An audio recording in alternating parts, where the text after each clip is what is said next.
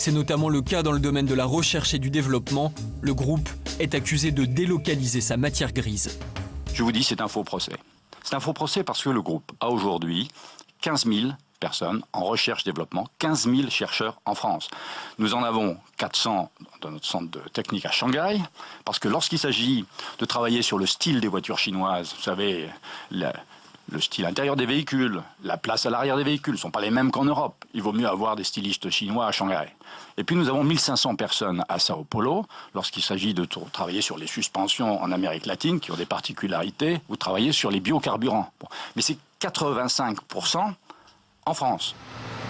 En cette période préélectorale, l'Élysée n'a pas tardé à s'emparer du dossier. L'État n'est pas actionnaire de PSA, mais l'État a largement aidé la filière automobile. Nicolas Sarkozy convoque donc le patron du groupe avant de préciser lui-même devant un parterre de chefs d'entreprise que les suppressions de postes ne se traduiront pas par des licenciements. Je peux vous annoncer qu'il n'y aura pas de plan social en France chez PSA. En particulier, les 2000 salariés du groupe les plus directement concernés par ce projet seront tous reclassés. Mais prenons garde, chacun d'entre nous, à considérer que les emplois, c'est la variable d'ajustement. Et que vos salariés ne font pas partie du potentiel de l'entreprise.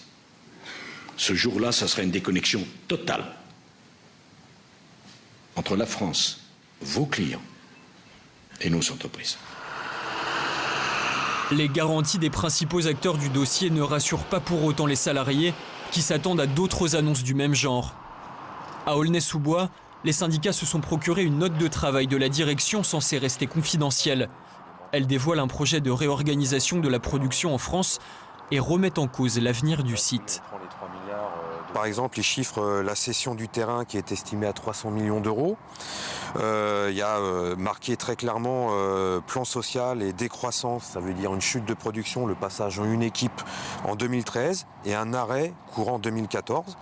Et le cynisme, c'est qu'ils situent cette annonce de la fermeture de l'usine, la fenêtre d'annonce possible, dans le calendrier électoral français au second semestre 2012.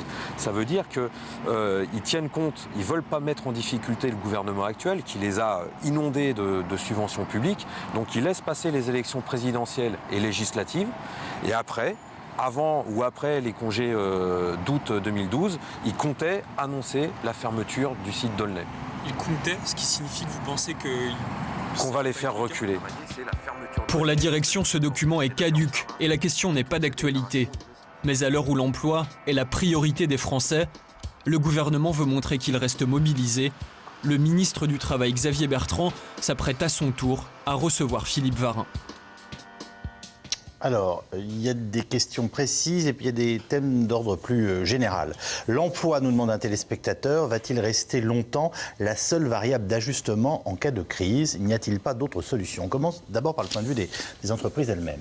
Je crois que l'emploi n'est pas la variable d'ajustement dans les entreprises. Là, on parle d'un cas particulier, avec 5000 personnes qui seraient éventuellement concernées, ce qui a été indiqué, ce qui serait une catastrophe, c'est évident, mais ça ne représente pas l'ensemble de l'économie française.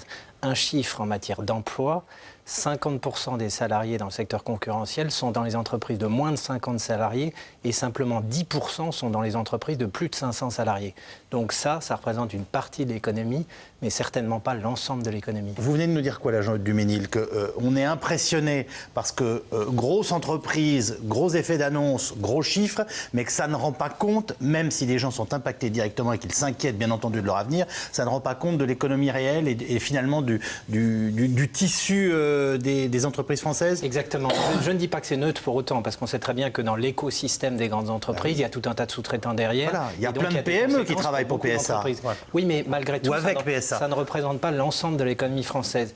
Il y a un autre point qui me semble intéressant. En 2008, au plus fort de la crise, on a simplement eu un recul de l'effectif salarié de moins 0,1%. Donc c'est quand même peanuts. dans les entreprises de moins de 50 salariés, alors que dans le même temps, leur marge diminuait brutalement de 13%.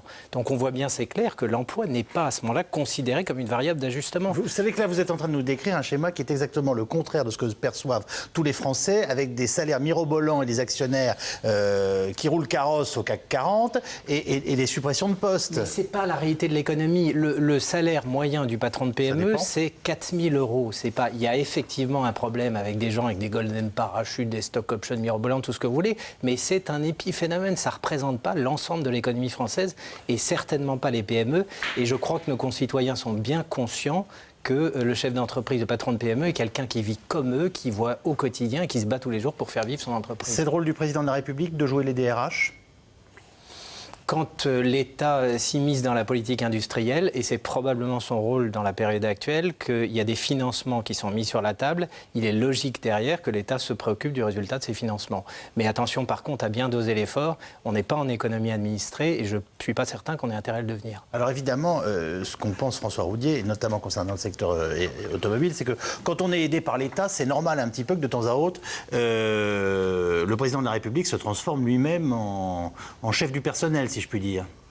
Oui, enfin, l'automobile, c'est pas le secteur de la défense. Notre client, c'est pas l'État quand même. Je crois qu'il y a un point qui est extrêmement intéressant, parce que vous avez tous prononcé les mots peur, panique. Il n'a pas versé de sous, l'État. Il a prêté de l'argent et l'État a récupéré 715 millions en intérêt. Donc vous avez remboursé, il n'y a pas de dette, On a remboursé, on a donné 715 millions d'intérêt à l'État. Lorsque vous regardez... La dette morale, ça existe La dette morale existe, oui, bien sûr. Attendez, on a besoin d'État. Et ce qui est très intéressant, c'est de voir que l'automobile est un sujet passionnel. Et pour les États...